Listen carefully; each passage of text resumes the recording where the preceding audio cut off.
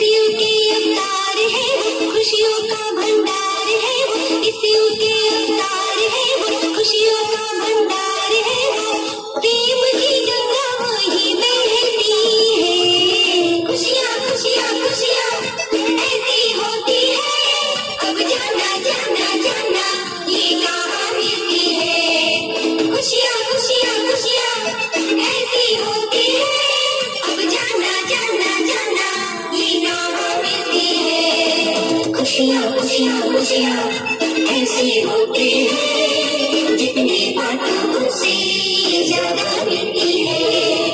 खुशियाँ खुशियाँ खुशियाँ ऐसी होती है, खुशियाँ खुशियाँ खुशियाँ ऐसी होती है।